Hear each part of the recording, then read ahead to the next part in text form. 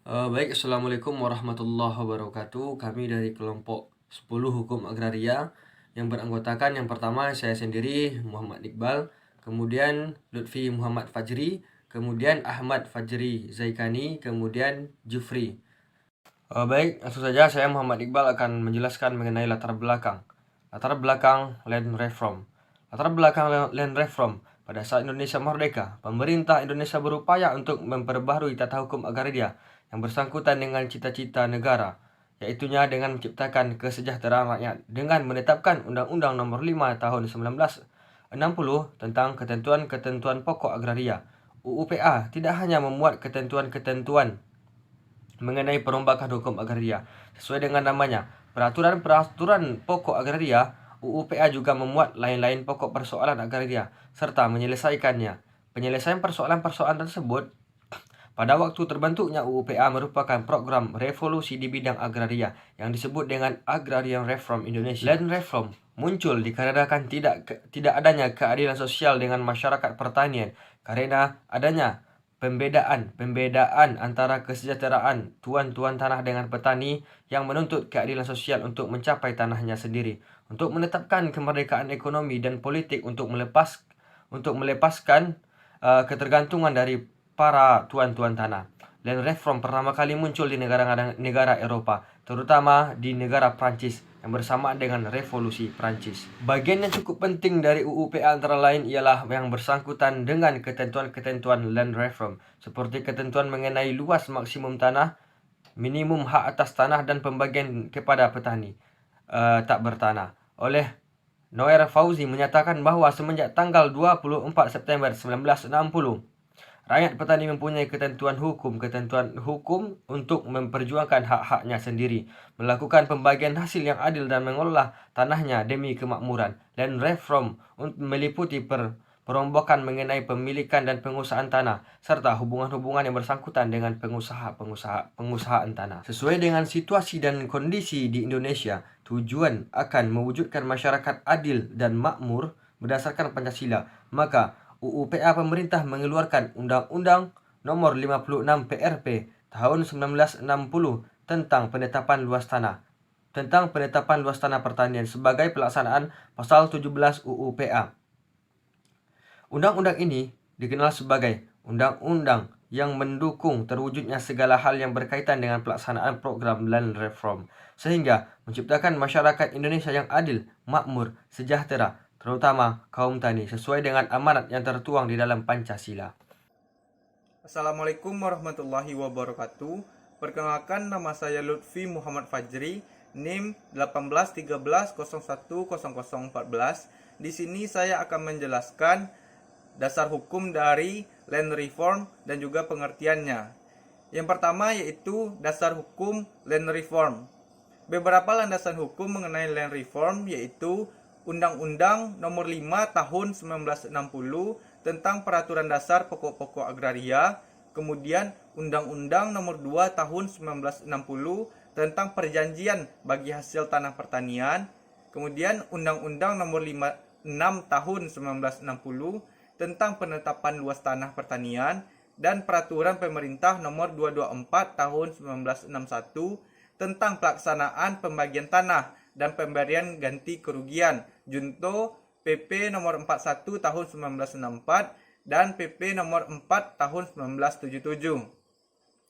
Dalam pelaksanaan ketentuan land reform, ada beberapa dasar hukum yang menjadi dasar pelaksanaan ketentuan land reform tersebut. Adapun dasar pelaksanaannya yaitu terdapat dalam pasal 10 UUPA. Dijelaskan bahwa sebagai langkah pertama ke arah pelaksanaan asas, bahwa yang empunya tanah pertanian wajib mengerjakan atau mengusahakannya sendiri secara aktif, diadakanlah ketentuan untuk menghapuskan penguasaan tanah pertanian secara apa yang disebut absente atau dalam bahasa Sunda guntai. Absente ini berarti tidak hadir atau tidak ada di tempat. Ketentuan tersebut diatur dalam pasal 3 Peraturan Pemerintah Nomor 41 Tahun 1964, yaitu sedangkan dasar hukumnya adalah pasal 10 ayat 2 Undang-Undang Pokok Agraria dan dalam pasal 3 ayat 1 PP nomor 224 tahun 1961 tentang pelaksanaan pembagian tanah dan pemberian ganti kerugian yang telah diubah dan ditambah dengan PP nomor 41 tahun 1964 yang mengatur sebagai berikut, yaitu pemilik tanah pertanian yang bertempat tinggal di luar kecamatan tempat letak tanah dalam jangka waktu 6 bulan wajib mengalihkannya ke hak atas tanah kepada orang lain di kecamatan tempat letaknya tanah itu atau pindah ke kecamatan letak tanah tersebut. Ini menunjukkan bahwa kepemilikan tanah pertanian secara absente atau guntai menurut peraturan perundang-undang. Pengertian land reform yaitu menurut Undang-Undang Pokok Agraria Nomor 5 Tahun 1960 maupun Undang-Undang Nomor 56 Tahun 1960, yaitu pengertian dalam arti luas sesuai dengan perumusan FAO. Land reform dianggap meliputi suatu program tindakan yang saling berhubungan yang bertujuan untuk menghilangkan penghalang di bidang ekonomi, sosial yang timbul dari kekurangan struktur pertanahan. Dalam kegiatan pelaksanaan perombakan hukum agraria di negara Indonesia ini, yaitu untuk menuju masyarakat yang adil dan juga makmur yang berdasarkan Pancasila maupun Undang-Undang Pokok Agraria yang pada hakikatnya memuat agrarian reform atau panca program yang terdiri dari yang pertama yaitu pembaharuan hukum agraria, kemudian penghapusan hak-hak asing dan konsesi kolonial atas tanah, kemudian mengakhiri penghisapan feudal secara berangsur-angsur, kemudian perombakan pemeliharaan dan penguasaan tanah, serta hubungan-hubungan hukum yang bersangkutan dengan penguasaan tanah dalam mewujudkan pemerataan kemakmuran dan keadilan. Yang terakhir yaitu perencanaan, persediaan, dan peruntukan bumi, air, dan kekayaan alam yang terkandung di dalamnya, serta penggunaan secara terencana sesuai dengan daya dukung dan kemampuannya. Keseluruhan tersebut dikatakan juga land reform dari dalam arti luas, sedangkan land reform dari arti sempit yaitu memuat pada program keempat yaitu perombakan mengenai pemilikan dan penguasaan tanah serta hubungan-hubungan hukum yang bersangkutan dengan penguasaan tanah. Program keempat ini lazim disebut dengan program land reform menurut Budi Harsono. Land reform dari arti sempit merupakan serangkaian tindakan di dalam rangka agrarian reform Indonesia. Itulah sebabnya mengapa ada sebutan land reform dari arti luas dan juga dalam arti yang sempit. Mungkin sekian, terima kasih. Bismillahirrahmanirrahim. Assalamualaikum warahmatullahi wabarakatuh. Baiklah, saya Fajri Ahmad Zaikani, NIM 1813010032. Ini melanjutkan materi selanjutnya terkait mengenai asas. Menurut Undang-Undang Nomor 5 Tahun 1960 atau Undang-Undang Pokok Agraria memuat asas-asas land reform, yaitu yang pertama asas penghapusan tuan-tuan tanah besar. Asas ini dimuat dalam pasal 7 UPA yang menetapkan bahwa untuk tidak merugikan kepentingan umum, maka pemilikan dan penguasaan tanah melampaui batas tidak diperkenankan. Yang kedua, asas pembatasan luas maksimum dan atau minimum tanah. Asas ini dimuat dalam pasal 17 UPA pada ayat 1, 2, 3. Dengan mengingat ketentuan dalam pasal 7, maka untuk mencapai tujuan yang dimaksud dalam pasal 2 ayat 3 diatur luas maksimum dan minimum tanah yang boleh dipunyai dengan sesuatu hak tersebut dalam pasal 16 oleh satu keluarga atau badan hukum. Yang ketiga, asas larangan pemasaran orang oleh orang lain termuat dalam asas ini dimuat dalam pasal 11 UU PA pada ayat 1 dan 2. Hubungan hukum antara orang termasuk badan hukum dengan bumi, air, dan ruang angkasa serta wewenang yang bersumber pada hubungan hukum itu akan diatur agar tercapai tujuan yang disebut dalam pasal 2 ayat 3 dan dicegah penguasaan atas kehidupan dan pekerjaan orang lain yang melampaui batas. Perbedaan dalam keadaan masyarakat dan keperluan hukum golongan rakyat di mana perlu dan tidak bertentangan dengan kepentingan nasional diperhatikan. Yang keempat, asas kewajiban mengerjakan atau pengusahakan sendiri secara efektif atas tanah pertanian. Asas ini dimuat dalam pasal 10 WPA, yaitu pada ayat 1, ayat 2, dan ayat 3. Setiap orang dan badan hukum mempunyai suatu hak atas tanah pertanian. Pada asasnya diwajibkan mengerjakan atau mengusahakannya secara aktif dengan mencegah cara-cara pemerasan. Tanah-tanah yang menjadi objek land reform yang akan